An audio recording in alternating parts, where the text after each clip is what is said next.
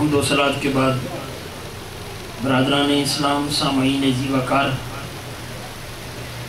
اللہ رب العزت کا کروڑہ شکر ہے کہ آج ہم سب یہاں اللہ کے گھر میں جمع ہوئے ہیں تاکہ اس کا اور اس کے حبیب کریم کا ذکر کریں، اور آج اللہ کے حبیب کے اس معجزہ کو سمجھنے کی کوشش کریں کہ فہم نارسا اور فکر نااندیش اس وقت بھی جس معجزے کو سمجھ نہ سکی، آج ہم اللہ کے حبیب کی اس شان کو سمجھنے کی کوشش کریں۔ اللہ رب العزت میرا آپ سب کا یہاں آنا اپنی پاک بارگاہ میں مقبول و منظور فرمائے۔ اللہ رب العزت اس مرکز محبت کو تا قیام قیامت شاد و آباد رکھے۔ برادران اسلام، اللہ رب العزت نے اپنے حبیب کریم کو بے شمار شانیں اور بے شمار معجزات عطا فرمائے۔ ان میں سے ایک معجزہ معراج النبی صلی اللہ علیہ وبارک وسلم کا معجزہ ہے، جو نہ پہلے کسی انسان کو عطا ہوا نہ بعد میں کسی کو عطا ہوا۔ انبیاء بڑی شانوں والے گزرے ہیں، لیکن انبیاء میں سے بھی کسی کو یہ اعزاز اللہ نے نہیں بخشا ہے جو اپنے آقا و مولا سرکار دو عالم صلی اللہ علیہ وسلم کو عطا فرمایا ہے۔ برادران اسلام، عموماً ہوتا یوں ہے، جب کوئی صاحب حیثیت، صاحب ثروت، صاحب اعزاز، کوئی عہدیدار کسی ایک جگہ سے دوسری جگہ کا سفر کرتا ہے، کسی ایک ملک سے دوسرے ملک جاتا ہے، تو اس کے ٹیکنوکریٹس، اس سے کم درجہ والے، اس سے ماتحت لوگ جو ہیں، وہ اس کے سارے سفر کی جزیات کو بیان کرتے ہیں کہ جناب نے کہاں سے کہاں تک کا سفر کیا، کہاں سے کہاں گئے، کیا امور طے پائے اور ان کے سفر کرنے کے مقاصد کیا تھے۔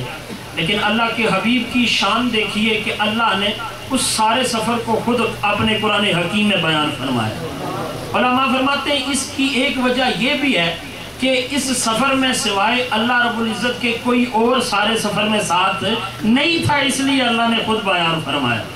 کیونکہ جناب جبریل امی بھی ساتھ تو تھے، لیکن ایک موقع آیا کہ جب آپ نے بھی عرض کی یا رسول اللہ ایک بال کے برابر بھی آگے بڑھوں تو اللہ کی تجلی سے میرے پر جل جائے، تو وہ جو ذات آپ کے سارے سفر میں ساتھ تھی وہ اللہ رب العزت کی ذات تھی، اس لیے اللہ رب العزت نے سارے سفر کو بیان فرمایا اور بڑے شرح و بسط کے ساتھ اس سفر کو بیان فرمایا۔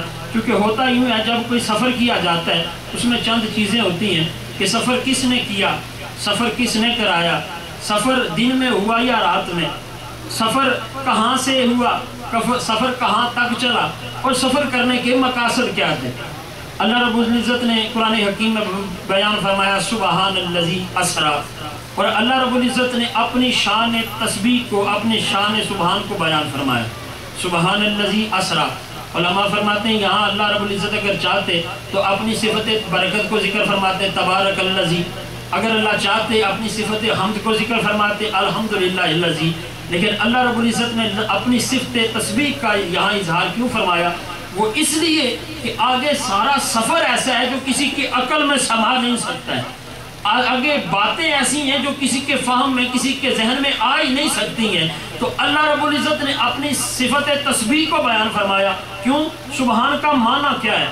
سبحان کا معنی ہے پاک، صرف پاک معنی نہیں، اس کا معنی پاک ہے لیکن ہر کمی سے، ہر کجی سے، ہر نقص سے، ہر عیب سے، ہر کمزوری سے، گویا اللہ اپنا صفت تسبیح کا اظہار کر کے یوں اعلان فرمانا چاہتے ہیں لوگوں آگے سارا سفر جو ہے وہ محال ضرور ہے، وہ مشکل ضرور ہے، لیکن اگر وہ سبحان کرانا چاہے تو پھر کوئی مشکل باقی نہیں رہتی ہے، کیونکہ اگر وہ سبحان بھی نہ کرا سکے تو پھر تو کمزوری آ جاتی ہے، وہ تو ہے ہی کمزوریوں سے پاک، اگر وہ چاہے تو پھر سارا سفر کوئی مشکل باقی نہیں رہتا ہے۔ اللہ نے فرمایا سبحان الذی اسرا، اسرا کہتے ہیں اس سیر کو جو رات کے وقت کی جاتی ہے، اور رات کے وقت مجھے یہ بتائیں اگر اس مسجد میں لایا جائے، آپ کو مسجد میں لایا جائے، اس کی لائٹیں آف کر دی جائے اور کہا جائے حضور ذرا سیر تو کیجئے، کیونکہ سیر رات کی کو اسرا کہتے ہیں، ذرا سیر تو کیجئے، آپ کہیں گے کیا آپ کی عقل کام کرتی ہے؟ تاریکی میں مجھے کیا نظر آتا ہے، تاریکی میں میں کیا دیکھ سکوں گا؟ پتہ یہ چلا اللہ کا رسول روشنیوں کا محتاج نہیں، روشنیاں میرے محبوب کی محتاج ہیں۔ اللہ نے رات کو سفر کرایا، دن کو تو سب کرتے ہیں، محبوب تجھے رات کو ذرا سیر کر کے دکھائیں۔ بعبدہ اور پھر سفر کس کو کرایا؟ بے عبد ہی۔ علماء فرماتے ہیں یہاں اللہ بے رسول ہی کہہ سکتا تھا، بے نبی ہی کہہ سکتا تھا، لیکن اللہ نے بے عبد ہی کیوں کہہ دیا؟ اس کی ایک توجیہ یہ ہے، ایک توجیہ اس کی یہ ہے کہ جب اللہ کے رسول تب ہوتے ہیں جب وہ اللہ کی طرف سے بندوں کے پاس آتے ہیں۔ جب اللہ کی طرف سے بندوں کے پاس ہوتے ہیں تب تو وہ رسول ہوتے ہیں، لیکن جب اللہ کی بارگاہ میں جاتے ہیں تو صرف اس کے بندے ہی ہوتے ہیں، پھر وہ اس کے عبد ہو جاتے ہیں۔ اور پھر امام غزالی رحمۃ اللہ تعالیٰ علیہ نے ایک اور حدیث پاک کو نقل فرمایا، آپ فرماتے ہیں جب اللہ کے رسول اللہ کی بارگاہ میں گئے تو اللہ نے پوچھا بما کا اشرف ہو یا رسول اللہ، اے اللہ کے رسول، اے اللہ کے نبی، کس اعزاز سے تجھے مشرف کرو؟ اور فرمایا بے عبدے کا یا اللہ، اے میرے مالک مجھے اپنا بندہ کہہ دے، میرے لیے اس اعزاز سے بڑھ کے کوئی اعزاز ہی نہیں ہے، میرے لیے اس سے بڑھ کے کوئی اعزاز نہیں ہے کہ تو مجھے اپنا بندہ کہہ دے۔ اور اگر آپ ذرا دل سے سوچیں کائنات میں کتنے انسان آئے، جناب آدم علیہ السلام سے آخری انسان تک جتنے بھی انسان آتے رہیں گے وہ دعویٰ تو یہ کرتے رہیں گے کہ ہم اس کے بندے ہیں، اور وہ کتنی شان والا نبی ہے کہ اس کا رب کہتا ہے کہ میں سند دیتا ہوں کہ یہ میرا بندہ ہے۔ جس کو اپنے رب کی بارگاہ سے بندگی کا بندہ ہونے کی سند مل جائے اس کے لیے اور اعزاز کیا ہوگا۔ اور پھر اللہ رب العزت فرماتے ہیں سبحان الذی اسریٰ بعبدہ لیلا، رات کے مختصر حصہ میں، اور رات کا وہ مختصر حصہ کتنے وقت پر محیط تھا؟ علماء فرماتے ہیں حضور سفر کر کے تشریف بھی لے آئے، ابھی وہ کنڈی جو حضور کے دروازے کی وہ ہل رہی تھی، ابھی جو وضو کا پانی تھا وہ چل رہا تھا، اللہ کے رسول یہ سارا سفر معراج کر کے واپس بھی چلے آئے، ابھی یہ لمحے گزرے نہیں تھے۔ علماء فرماتے ہیں اس کی وجہ کیا ہے؟ اللہ کے رسول چلے بھی گئے، اتنا سفر کیا، لامکانوں کی سیریں ہوئی، اللہ کی بارگاہ میں بھی گئے، انبیاء سے ملاقاتیں ہوئی، یہ سارا سفر اتنی دیر میں ہوا، لیکن یہ وقت ٹھہر کیوں گیا؟ علماء فرماتے ہیں اس کی وجہ یہ ہے کہ ساری کائنات کی روح، ساری کائنات کی جان محمد مصطفیٰ صلی اللہ علیہ وسلم آئے۔ جب جان جسم میں رہتی ہے اس میں حرکت باقی رہتی ہے، جب جان نکل جاتی ہے حرکت رک جاتی ہے۔ جب جان سب سارے جہان کی جان دنیا میں تھی، جہان حرکت میں تھا، جب جان نکل گئی جہان رک گیا، اور جب جان پلٹ آئی جہان پھر چلنا شروع ہو گیا۔ پتہ یہ چلا جب جہان کی جان نکل گئی، حضور دنیا سے تشریف لے گئے ملائے اعلیٰ، اور پھر جہاں اللہ نے چاہا جب آپ تشریف لے گئے تو کائنات کا سارا نظام رک گیا۔ اللہ کے رسول اللہ اپنے حبیب کے بارے میں فرماتے ہیں بعبدہ لیلا من المسجد الحرام الی المسجد الاقصی۔ ایک اور بات واضح کرتا چلوں، اس آیہ کریمہ میں جو اللہ نے سفر بیان کیا ہے وہ مسجد حرام سے مسجد اقصی تک ہے، لیکن اس کو اسرا کہتے ہیں۔ حضور کے سفر کے دو حصے ہیں، ایک کو اسرا کہتے ہیں اور ایک کو معراج کہتے ہیں۔ اسرا کا جو سفر ہے اللہ نے سورہ بنی اسرائیل میں بیان فرمایا ہے کہ اللہ نے سفر کرایا، سیر کرائی اپنے بندے کو مسجد حرام سے مسجد اقصی تک، اور پھر جو اس سے آگے کا معراج کا سفر ہے وہ اللہ نے بیان فرمایا وَالنَّجْمِ إِذَا هَوَىٰ۔ اب جو اگلا سفر ہے وہ اللہ یوں بیان فرماتے ہیں وَالنَّجْمِ إِذَا هَوَىٰ۔ اور یہاں عرض کرتا چلوں سورہ بنی اسرائیل کے حوالہ سے اللہ رب العزت نے فرمایا من المسجد الحرام الی المسجد الاقصی الذی بارکنا حولہ۔ اور اس مسجد اقصی کی شان کیا ہے کہ اس کے گردا گرد ہم نے برکتیں رکھی ہیں۔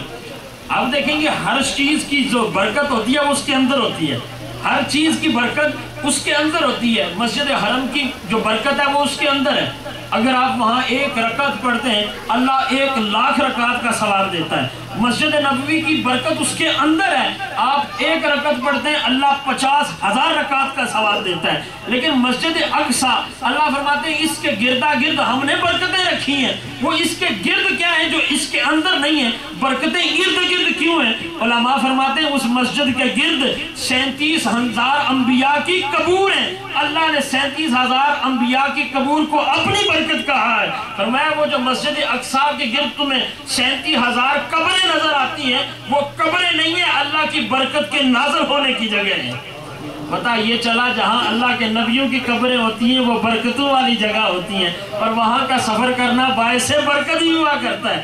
جہاں اللہ کے پیارے بستے ہیں وہاں کا سفر کرنا باعث برکت ہوتا ہے، شرک کا باعث نہیں ہوتا ہے۔ الذی بارکنا حولہ لنریہ من آیاتنا۔ اب یہاں نریہ کا معنی دیکھیے، لنریہ تاکہ ہم دکھائیں، ایک طرف دیکھیے رب ارنی، حضرت موسیٰ علیہ السلام عرض کر رہے ہیں رب ارنی رب ارنی، اور ہر بار جواب ملتا ہے لن ترانی لن ترانی، مالک مجھے اپنا آپ دکھا، ہر بار جواب ہوتا ہے تو نہیں دیکھ سکتا ہے۔ اور یہاں کلیم اور حبیب کا فرق نظر آ جاتا ہے۔ کلیم تو وہ ہے جو خود جا کے دعائیں کرے رب مجھے اپنا آپ دکھا، اور حبیب یہ ہے کہ اپنے گھر میں آرام فرماتے ہیں، اور اللہ فرماتا ہے لِنُرِيَهُ مِنْ آیَاتِنَا، اور پھر حکم کیا ہوتا ہے یا جبریلو یا جبریلو اذهب الى نبی وقل له ان اللہ قد اشتاق الى لقائک یا رسول اللہ۔ حبیب کی شان یہ ہے،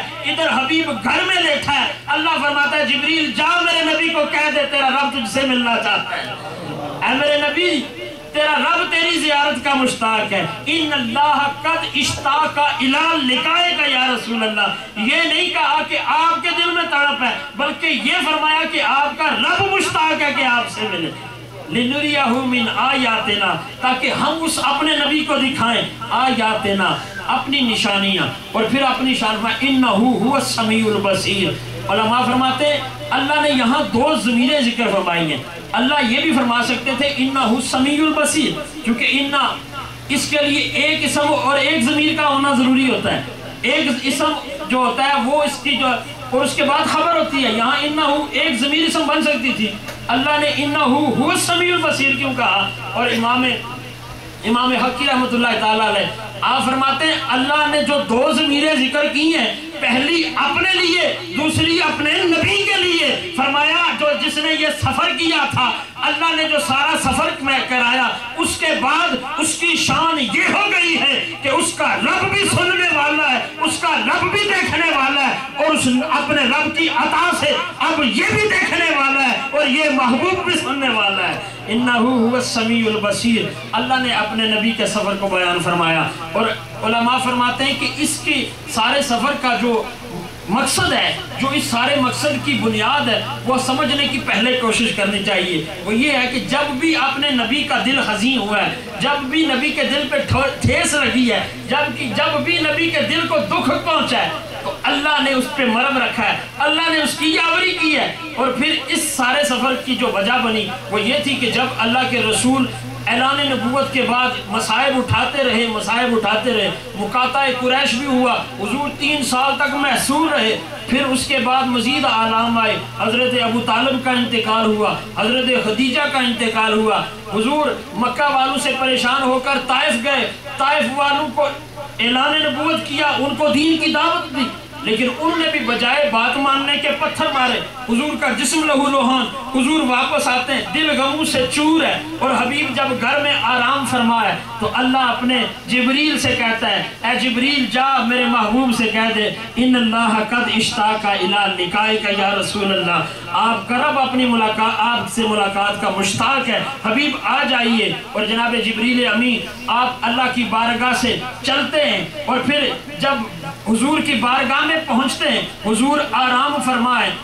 علماء تفسیر لکھتے ہیں آپ نے اپنے پر سے حضرت ام ہانی جن کے گھر آپ تشریف فرما تھے، آپ نے اپنا پر مارا، چھت شک ہو گئی، آپ نیچے اترے، اب جگائیں تو جگائیں کیسے، حضور آرام فرمائے، اور جب حضور کے پاس آئے آواز بھی بلند نہیں کرنی ہے، آواز بلند کی تو عمر کا سرمایہ ضائع ہو جاتا ہے، اب بولنا بھی نہیں ہے، آواز بھی نہیں نکالنی ہے، اپنے لبہائے مبارک آپ کے قدموں میں رکھ دیتے ہیں، جس کی شان یہ ہے کہ سارے ملائکہ کا سردار اس کے قدم چومتا ہے۔ مجھے یہ بتائیں کہ اس کی شان کو ہم کیا جانیں، اس کی شان کے ہم کیا ادراک کر سکتے ہیں، کیا ہمارے عرفان میں ان کی شان آ سکتی ہے؟ جب حضور بیدار ہوتے ہیں، اور بیدار یہ کوئی نہ سمجھے کہ میرے حضور سو جاتے ہیں، اب میں ای نا یا تنامانے ولا ینام قلبی، لوگوں میری تو آنکھیں سوتی ہیں میرا دل تو کبھی نہیں سوتا ہے، یہ حضور آرام فرمائے، یہ قدم چومے گئے، حضور اپنی جگہ سے اٹھے، پوچھا جبریل کیسے آنا ہوا، حضور اللہ آپ سے ملاقات کا مشتاق ہے، فرمایا اللہ کا یہ حکم ہے تو چلو، آپ کو حتیم کعبہ میں لایا گیا، آپ کا سینہ اقدس چاک کیا گیا، شک صدر ہوا، آپ کے سینے کو ایمان اور عرفان سے بھرا گیا، پھر سینہ دوبارہ ملا دیا گیا، اور جب حضور چلنے لگے حضور نے پوچھا اے جبریل میرے لیے کون سی سواری لائے ہو؟ حضور آپ کے لیے براق لایا ہوں۔ اور براق کی شان کیا ہے؟ میرے حضور نے فرمایا کہ براق کی شان یہ ہے کہ جہاں پر انسان کی نظر جا کے ختم ہوتی ہے وہاں پر براق کا پہلا قدم پڑتا ہے۔ اور پھر اس کی حیثیت کیا ہے؟ آپ نے فرمایا وہ جانور جو گدھے سے بڑا تھا اور جو گھوڑے سے چھوٹا تھا، اس کی شان یہ ہے کہ اللہ رب العزت نے جب میرے پاس وہ لایا میں کہنے لگا اے جبریل آج میرے لیے براق لائے ہو، کل میری امت کا کیا بنے گا؟ آج میں جو اتنے شان کے ساتھ اتنے اعزاز کے ساتھ اپنے رب سے ملنے جا رہا ہوں، اے جبریل کل میری امت کا کیا ہوگا؟ اور پھر اللہ کی بارگاہ سے یہ تسلی ملی محبوب آپ کا جو امتی ہے، جو آپ کا امتی ہونے کا حق ادا کرتا ہے، اللہ اس کے لیے بھی اسی طرح سواری کا انتظام فرمائے گا۔ اور جب اللہ کے رسول کا سفر شروع ہوتا ہے حضور اپنے گھر سے نکلے براق پہ، حضور کا پہلا جو قیام گاہ تھا وہ مدینہ طیبہ تھا جو اس وقت یثرب تھا، آپ کو وہاں پر اتارا گیا۔ حضور نے 2 نوافل ادا فرمائے، حضور وہاں سے مدین گئے، حضور نے وہاں پر حضرت شعیب علیہ السلام کے آستان کے پاس 2 نوافل ادا کیے، حضور وہاں سے چلے۔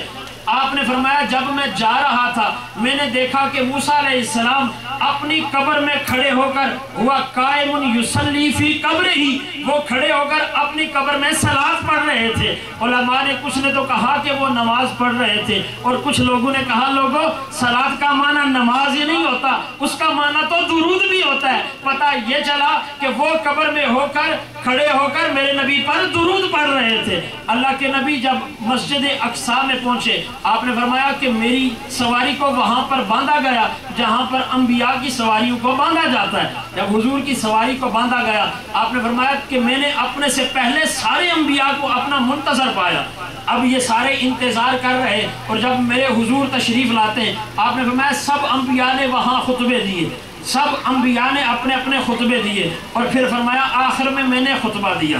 اپنے نبی کا خطبہ سنو گے تمہارے نبی نے کیا کہا؟ فرمایا سب شانے سب حمد اس خدا کے لیے جس نے مردوں کو داڑھیوں کے ساتھ زینت بخشی، جس نے عورتوں کو منڈیوں کے ساتھ زینت بخشی۔ کیا وہ زینت تمہارے پاس ہے جو اللہ کا رسول فرماتا ہے کہ اللہ نے زینت بخشی ہے؟ ہم کیسے مسلمان ہیں؟ اللہ نے تو زینت عطا کی ہے، اپنے ہاتھوں سے اس کو ذبح کر کے اتارتے ہیں اور خود بدصورت بنتے ہیں، اپنے چہرے سے وہ زینت ضائع کرتے ہیں۔ اللہ کے رسول نے خطبہ دیا اور خطبہ دینے کے بعد آپ نے فرمایا جبریل نے میرا ہاتھ پکڑا اور مجھے مصلی امامت پہ کھڑا کیا اور فرمایا کہ آپ امامت فرمائیے۔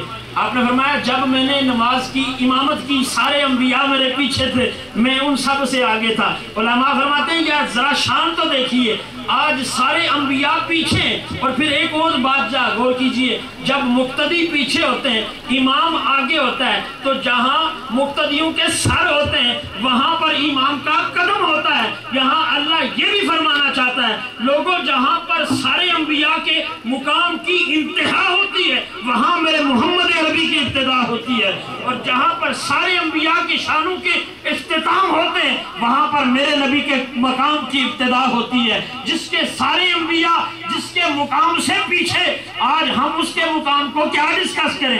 آج اس کے مقام کی ہم کیا بات کریں؟ لوگوں کو تو وہ چٹائی پہ، لوگوں کو تو وہ ایک کھجور کی چٹائی پہ بیٹھا نظر آیا، لوگوں کو وہ تو زمین پر سوتا نظر آیا، لیکن آنکھ والوں نے دیکھا وہ تو رب کا عرش پہ مہمان بنتا نظر آیا۔ جس نے شان سمجھنی ہے اس کو یہ کہنے کی ضرورت نہیں ہے کہ وہ عرش کے مہمان بنے یا زمین پر۔ اللہ کے رسول فرماتے ہیں جب میں وہاں پر نماز ختم ہوئی تب ہمارا سفر عرش کی طرف شروع ہوا۔ اب اللہ کے رسول فرماتے ہیں میں پہلے آسمان پر، جبریل میرے ساتھ ہیں، جبریل نے پہلے آسمان پر دستک دی، کہا گیا من کون ہے؟ فرمایا انا جبریل ہو۔ فرمایا انت واحد ام آقا، تو اکیلا ہے کوئی ساتھ ہے؟ فرمایا میں محمد صلی اللہ علیہ وسلم۔ اس نے حضرت جبریل فرماتے ہیں میرے ساتھ حضرت محمد صلی اللہ علیہ وسلم آئے۔ آپ فرماتے ہیں ہمارے لیے آسمان کا دروازہ کھولا گیا، میں پہلے آسمان پہ پہنچا، جناب آدم علیہ السلام کو دیکھا۔ آپ نے فرمایا جب میں نے دیکھا ان کی کیفیت یہ تھی، دائیں طرف دیکھتے مسکرا دیتے، بائیں طرف دیکھتے تو رونا شروع ہو جاتے۔ میں نے پوچھا جبریل یہ کون ہے ان کی کیفیت کیسی ہے؟ دائیں طرف دیکھتے ہیں تو ہنستے ہیں، بائیں طرف دیکھتے ہیں تو روتے ہیں۔ فرمایا یہ حضرت ابراہیم حضرت آدم علیہ السلام ہے، اور جب دائیں طرف دیکھتے ہیں تو اپنی اولاد کو جنتی دیکھتے ہیں تو خوش ہوتے ہیں، تو جو اولاد جہنم میں ہے جب اسے دیکھتے ہیں تو غمگین ہو جاتے ہیں۔ آپ فرماتے ہیں کہ میں حضرت آدم علیہ السلام کے پاس گیا، میں نے کہا السلام علیکہ ایھا النبی، اور میں نے عرض کی اے اللہ کے نبی آپ پر سلام ہو، اور اللہ کے رسول جناب آدم علیہ السلام کیا جواب دیتے ہیں؟ وعلیکم السلام یا ابن صالح و ابی صالح، ادھر سے کہہ رہے ہیں میرے بیٹے اور ادھر سے کہہ رہے ہیں میرے باپ۔ آنے میں تو آپ سب سے آخر میں ہو، لیکن عظمت کا عالم یہ ہے کہ آپ میرے باپ ہو، آپ مجھ سے زیادہ مقام اور درجے والے ہو۔ آپ فرماتے ہیں ہم دوسرے آسمان پہ گئے، دوسرے آسمان پہ حضرت عیسیٰ علیہ السلام حضرت یحییٰ علیہ السلام سے ملاقاتیں ہوئی۔ فرماتے ہیں تیسرے آسمان پہ پہنچے، جناب یوسف علیہ السلام سے ملاقات ہوئی۔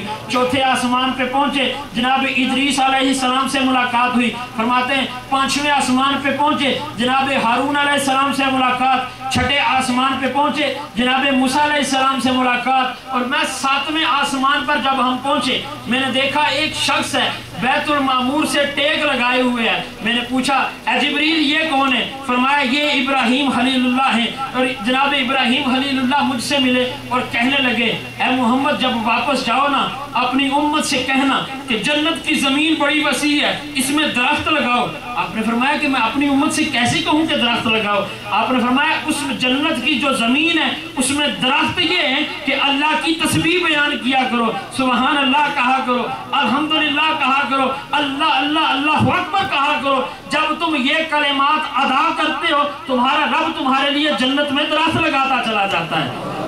آپ فرماتے ہیں کہ میں وہاں سے بھی گزرا، جبریل امی کو لے کر ایک درخت کے پاس پہنچے، اور یہ وہ درخت تھا۔ آپ فرماتے ہیں اس کے پتے اتنے بڑے تھے جس طرح ہاتھی کے کان ہوتے ہیں، اتنے بڑے بڑا اس کے پتے تھے۔ آپ فرماتے ہیں اتنا حسین وہ درخت تھا کہ اس کی کیفیت میں بیان نہیں کر سکتا ہوں۔ اور پھر میں نے پوچھا اے جبریل آگے کیوں نہیں بڑھتے؟ عرض کرنے لگے اے اللہ کے رسول یہ وہ جگہ ہے کہ جہاں سے آگے بڑھنا میرے لیے ممکن نہیں ہے، اگر ایک بال کے برابر بھی آگے جاتا ہوں تو رب کی تجلیات سے جل جاتا ہوں۔ اور آپ فرماتے ہیں میں نے پوچھا اے جبریل کوئی خواہش ہے، کوئی دل میں حسرت ہو، تمہارے دل میں کوئی ایسی خواہش ہے جو رب سے کہنا چاہتے ہو کہہ نہیں پائے ہو؟ عرض کرنے لگے اے اللہ کے رسول میرے دل میں ایک بڑی حسرت ہے، اللہ سے کہہ نہیں سکا ہوں، جا کے اللہ سے کہہ دینا کہ جبریل یہ بات مانگتا ہے۔ آپ نے فرمایا کون سی بات؟ حضرت جبریل عرض کرتے ہیں اے اللہ کے رسول کل جب حشر آئے گا، جب اللہ جہنم کو بچھائے گا، جب اس پر پل صراط لگائے گا، جب آپ کی امت کو اس سے گزرنے کا حکم دے گا، اے اللہ کے رسول میں چاہتا ہوں کہ میں اس پل صراط کے نیچے اپنے پر بچھا دوں، آپ کی امت جو بھی گزرے وہ میرے پروں سے ہو کے گزرے، آپ کا کوئی بھی جو امتی ہے وہ جہنم میں نہ گرنے پائے۔ نعرہ